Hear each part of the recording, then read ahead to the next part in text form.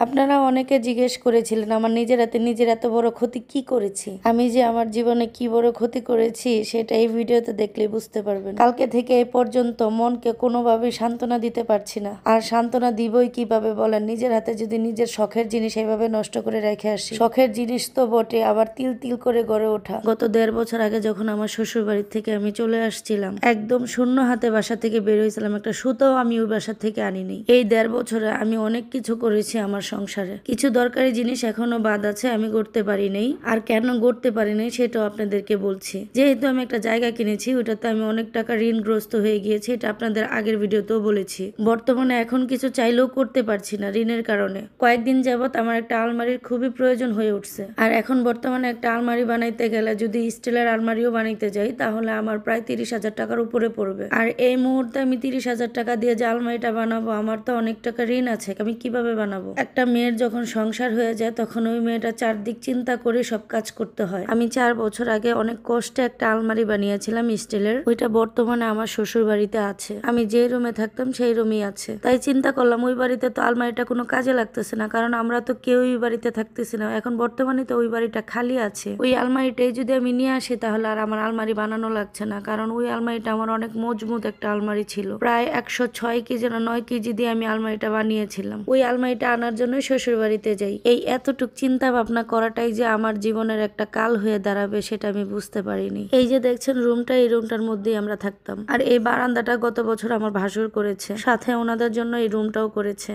আমার বড় বাসারা যারা যখন বাড়িতে আসতো তখন তাদের থাকতে খুব অসুবিধা হয়ে যেত, কারণ আমাদের ছিল মাত্র 2টা রুম। একটা রুমে আমি থাকতাম আর একটা রুমে আমার শ্বশুর শাশুড়ি থাকতো। তাই কোনো মেহমান আসলে আমাদের থাকার অনেক অসুবিধা হয়ে যেত। এই জন্যই পরবর্তীতে এই রুমটা করা হয়। আর এই রুমটা যখন করে আর বারান্দাটা করে তখন আমার শাশুড়ি কিন্তু এই দুনিয়াতে জীবিত ছিল। আমরা যখন ভিডিও বানানো শুরু করি তখন কিন্তু এই রুমটার মধ্যে ভিডিও বানাইতাম। তখন এটা রুম ছিল না, এটা একটা বিট করা জায়গা ছিল, হাফ দেওয়াল দেওয়া ছিল আর কি। আপনাদের খালাম্মার অনেক ভিডিও কিন্তু এই রুমটার মধ্যে ছিল। যেহেতু আমি আলমারিটা নিয়ে যাব, সেই ক্ষেত্রে আমি সবকিছু এই ঘরে গুছিয়ে রেখে যাচ্ছি, কারণ আমি যেখানে থাকি এই রুমে রাখাটা কোনোভাবে সম্ভব না, কারণ ওই রুমটা একদম উলিতে খেয়ে ফেলছে। অতি দুঃখের মধ্যেও হাসি আসে। আপনাদের খালাম্মা হাসতেছে আর বলতেছে, আম্মু দেখো জেঠু একটা ওয়াশরুমে 2টা টয়লেট বসাইছে। আমার জেঠুর কি বুদ্ধি দেখছো, যে যেটা ইউজ করতে কমফিট ফিল করে সেটা ইউজ করতে পারবে। আর এই গিটারটা হচ্ছে আমার মেজ বাসরের মেয়ের। যখন সব ভাই বোন একসাথে হয় তখন এই গিটারটা দিয়ে খেলে আর গান গায়। যেহেতু আমরা একাই গিয়েছি, এখন তার বাড়িতে কেউ নাই, তাই একা একা সে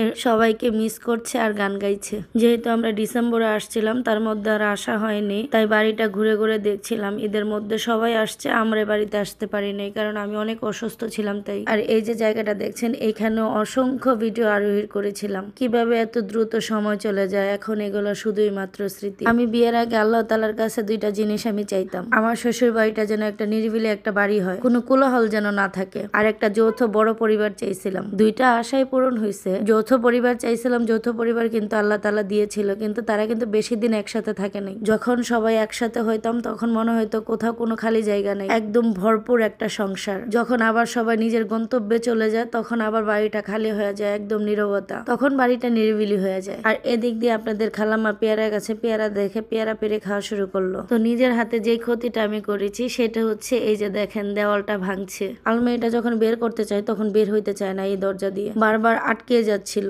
যাদের দিয়ে আলমারিটা বের করছিলাম তারা বলছে একটুখানি ভাঙলেই আলমারিটা বের করা যাবে। আমার কপালটা এতটাই খারাপ যে একটু একটু করে ভাঙতে ভাঙতে অনেকখানি ভেঙে ফেলছি, তারপরে কোনোভাবেই চেষ্টা করে আলমারিটা বের করতে পারছিলাম না। বিকাল 4টা থেকে শুরু করে রাত 9টা বেজে গেছে আলমারিটা বের করার জন্য, বাট কোনোভাবে আলমারিটা বের হচ্ছে না। বিকাল 4টা থেকে যতই সময় যাচ্ছিল ততই নিজেকে হতাশ লাগছিল, আর নিজের প্রতি নিজের এতটা খারাপ লাগা শুরু করলো যে কোনোভাবে সামলাইতে পারতেছিলাম না। মনে হচ্ছিল আলমারিটাও বের হচ্ছে না, এদিক দিয়ে আমি দেওয়ালটাও ভেঙে ফেলছি, কোনো দিক দিয়ে আমার লাভ হচ্ছে না, বরঞ্চ ক্ষতি আর ক্ষতি। যাদের দিয়ে আলমারিটা বের করছিলাম তারা হাল না ছেড়ে বারবার ট্রাই করছিল আলমারিটা বের করার জন্য, কিন্তু কোনোভাবেই সম্ভব হচ্ছিল না আলমারিটা বের করা। আমার কষ্ট লাগছিল, আলমারিটা যদি কোনোভাবে বের করা যাইতো, যেটা ভাঙার তো ভাঙছি, যদি সফল হইতাম তাহলে হয়তো মনকে বুঝাইতে পারতাম। অনেকক্ষণ ট্রাই করতে করতে আলমারিটা এমন জায়গায় গিয়ে ফাইসা যা কোনোভাবেই বের করা যাচ্ছিল না, এদিকে নেওয়া যাচ্ছিল না সেদিকে নেওয়া যাচ্ছিল না। আলমারিটা ফাইসা যাওয়ার পরে এমন ভাবে আলমারিটাতে আঘাত লাগছিল, পায়া গলে একদম মুচড়ে যাচ্ছিল, টেপ খেয়ে যাচ্ছিল।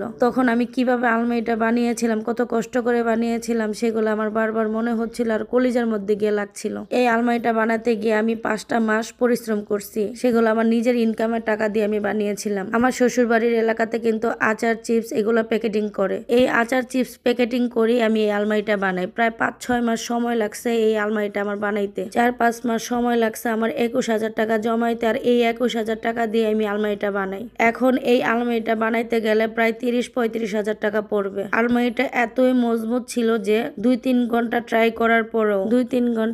করার পরও আলমারিটা একটু টেপ খাচ্ছিল না, একটু রং যাচ্ছিল বাট টেপ খাচ্ছিল না। যখন আলমারিটা ফাইসা যায় তখনই টেপ খাওয়া শুরু করলো, কিন্তু আলমারিটাও ঠিক নেই, আলমারিটাও টেপ টুপ খেয়ে একদম অবস্থা কাহিল হয়ে গিয়েছে। আর ঘরের অবস্থা তো দেখছিনি কিভাবে দেওয়ালগুলা ভাঙছি। আমার এই এতটুক চিন্তা ভাবনার জন্য যে আমি এত বড় বড় ক্ষতিগুলা করলাম, এই জন্য কাল থেকে এই পর্যন্ত আমার মনটা এখনো ভালো হয়নি, এত পরিমাণে খারাপ লাগছিল কি আর বলবো। আমার আম্মা তো আমার সাথে গিয়েছিল, আমার আম্মাও অনেক কষ্ট পাইতেছিল আলমারিটার কারণে, বিশেষ করে দেওয়ালটার কারণে। আমার আম্মা বলতেছিল আর 3-4টা মাস অপেক্ষা করতে, তারপর নিজে একটা বানায় নিতে, কিন্তু কি আর করার, এটা বোঝার বলছিল। আর এই আলমারিটা যখন আমার রুমে ঢোকানো হয় তখন আমার ভাসুরের রুমের এদিক দিয়ে একটা দরজা ছিল, তখন তো আমার ভাসুরের রুম ছিল না, ওই দরজা দিয়ে বরাবর ঢোকানো হয়েছে। যাই হোক, এত বড় ক্ষতি করে ব্যর্থ হইয়া বাসায় ফিরে আসতে হইলো আমাদের।